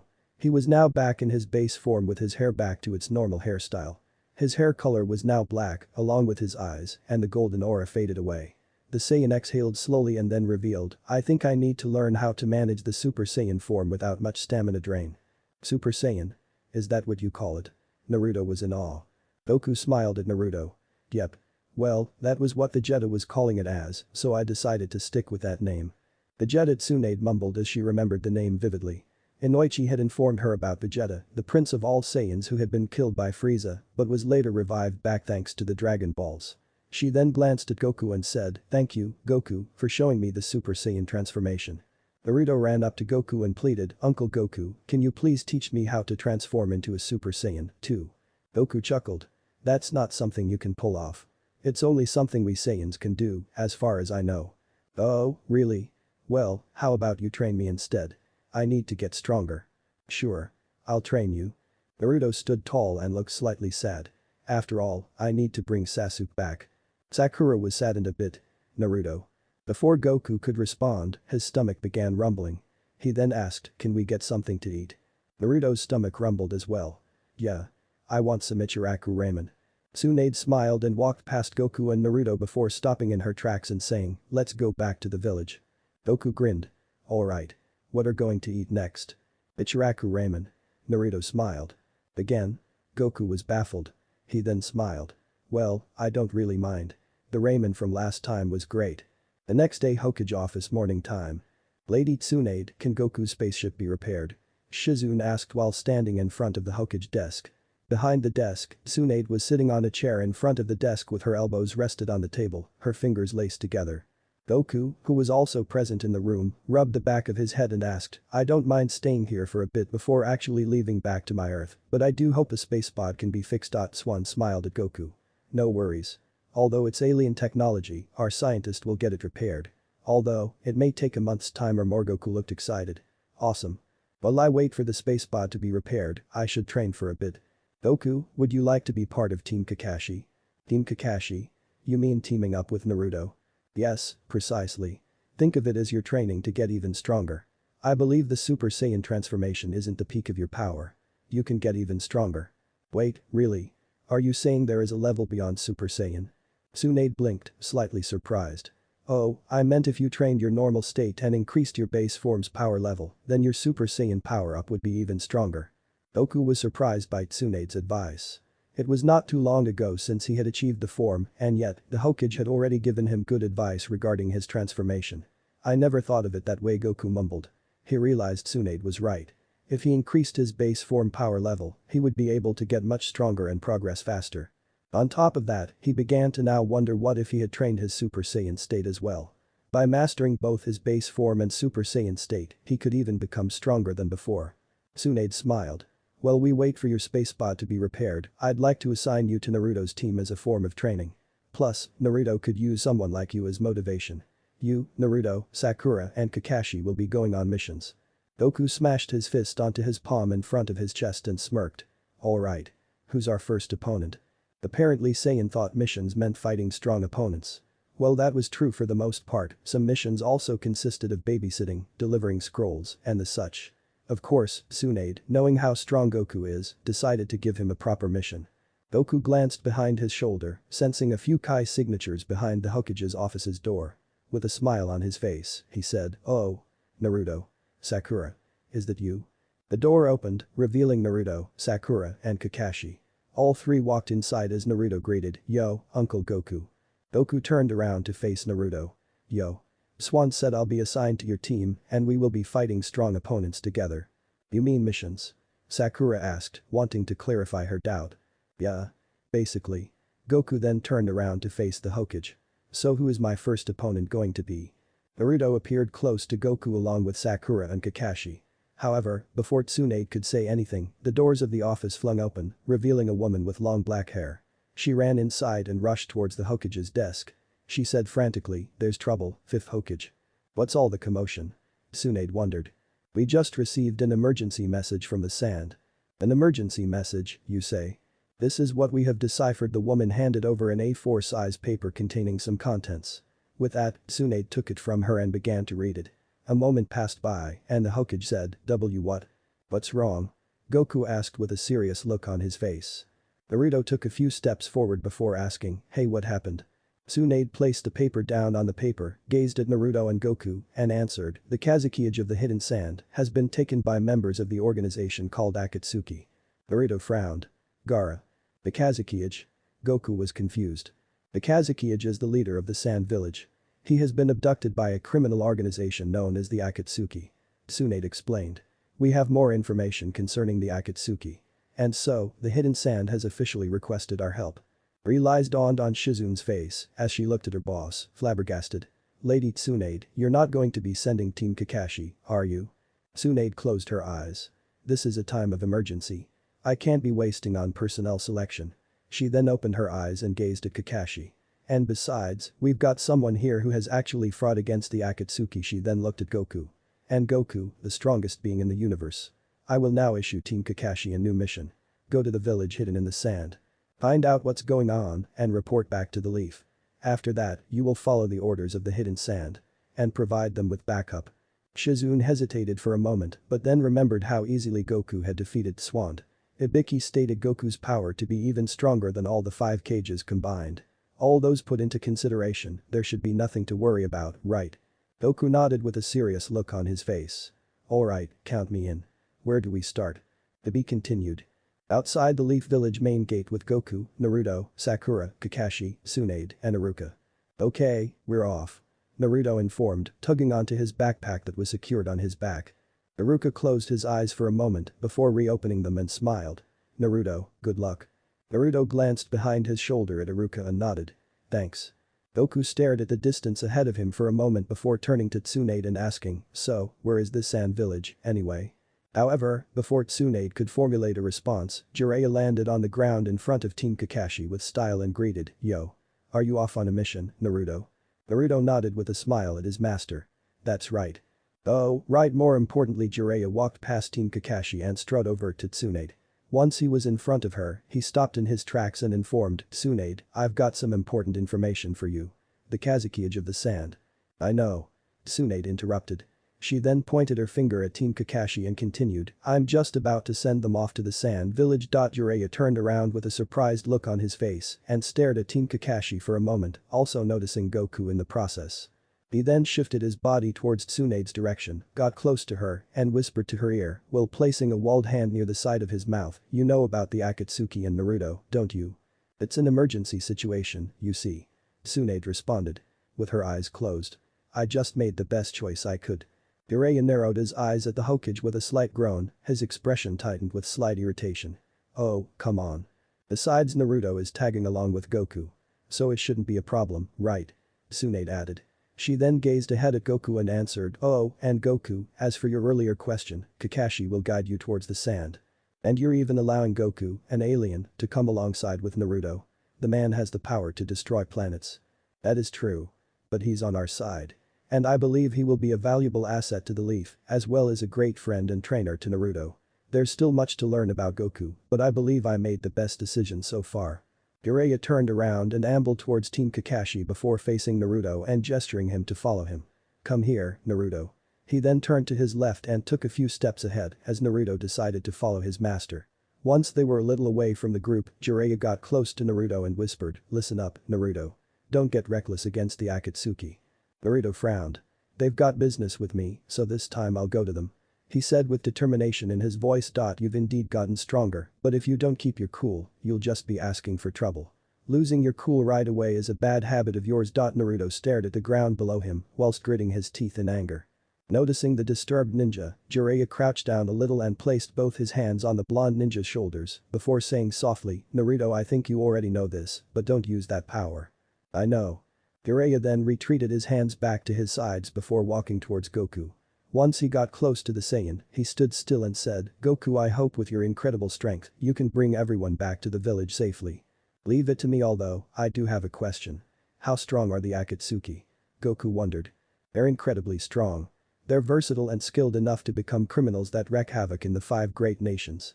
But since you have the power to destroy planets, I'm sure puny guys like them are nothing to you, right?" Goku chuckled. "Well, I don't really think I have the power to destroy planets. At least, not in my base form. But in my Super Saiyan form? Yeah, I'm pretty sure I can." "Then that's still plenty." Jiraiya complimented with a smile on his face. "Please do take care of Naruto, there are times where he may snap and get angry." "Snap? Get angry?" Goku repeated with a confused look on his face. Jiraiya said softly, "Naruto tends to undergo a transformation of his own and is able to unleash ferocious amount of power if he gets furious. However, I don't recommend it as Naruto doesn't know how to control that power." Goku was surprised as he thought to himself, "Whoa, Naruto reminds me of Gohan. My son also tends to get furious and unleash his dormant power. Is that the same thing for Naruto?" He then glanced over Jiraiya's shoulder at Naruto. Maybe Naruto has some sort of hidden power like Gohan too. Suddenly, Goku sensed something within Naruto's body. He widened his eyes slightly in shock as he noticed a different type of Kai within him. "What the heck is that? I sense something else inside him. How does he have 2 sources of Kai?" On top of that, Naruto's Kai is actually pretty high, but he hasn't been able to utilize it fully yet. Because of Naruto's large reserves of Kai, he was able to make so many clones of himself. If Naruto learned how to fully utilize his large reserves of Kai and convert it to battle power, he could end up having a super high power level. While Goku was lost in his train of thoughts, Jiraiya had already walked towards Kakashi's left side. He then stopped when he was next to the copycat ninja's left side and said without looking at him, "Kakashi, keep an eye on Naruto and make sure he doesn't do anything too reckless." Kakashi nodded with a smile. "Yes." Naruto took several steps ahead of him before stopping and glancing behind his shoulder at his teammates. "Uncle Goku, Kakashi-sensei, Sakura, let's get a move on." Goku was baffled. "Wait, we are going to walk all the way there?" Naruto turned around to face Goku. "What do you mean? How else are we going to get there?" Goku smiled. "How about you show me the directions to the sand village and I'll fly there. That way, we can get there faster." Tsunade was surprised. "Oh, right. I just remembered that Goku can fly, but only Goku knows to fly. What about us?" Sakura wondered. Goku couraged onto the ground before gesturing Naruto, Sakura and Kakashi to hold onto him. "Simple. Just hold onto me." Naruto got slightly scared. "Oh man, that would be cramped. Are you sure all of us would fit?" "We got no choice for now. This sand village gave an emergency message, so we gotta get there as soon as possible." Naruto was surprised for a moment before nodding with determination. "You're right. Gaara needs my help." And with that, he latched himself onto Goku's back and back neck as Kakashi and Sakura hesitantly did the same thing. Once everyone was hooked on, Goku glanced behind high shoulder at Tsunade and assured, "Don't worry, we'll be back before you know it." He then looked at the sky before suddenly shooting towards it. Jiraiya widened his eyes in shock as he watched Goku disappear in the distance. "My god. I know there are ninjas who have the ability to fly, but Goku's speed surpasses all of them." In the sky with Team Kakashi. Naruto's body was flailing in the air like a hoisted flag as Goku soared through the air. The Uzumaki shouted with panic, "Oi! Uncle Goku. Too fast. Too fast." Goku quickly slowed down a bit, now flying at a reasonable pace for the ninjas, as Sakura was also scared and mumbled, "I thought I was going to die." Kakashi sighed while still keeping a good lock onto Goku's back.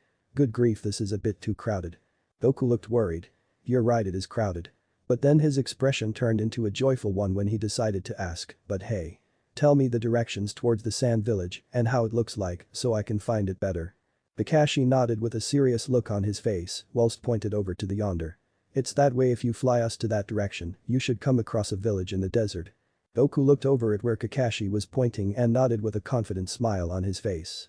"Got it. Buckle up everyone. I'll make this quick." Wait, while Naruto was interrupted when Goku suddenly sped off like a rocket, heading straight towards the sand village. "Ah!" Naruto screamed for his life as his mouth flapped open due to the force of the wind brushing against his face. The speed of Goku's flight was too much. After roughly 10 seconds of zooming past various landscapes, Goku quickly spotted a village as big as Konoha, perched in the middle of a desert.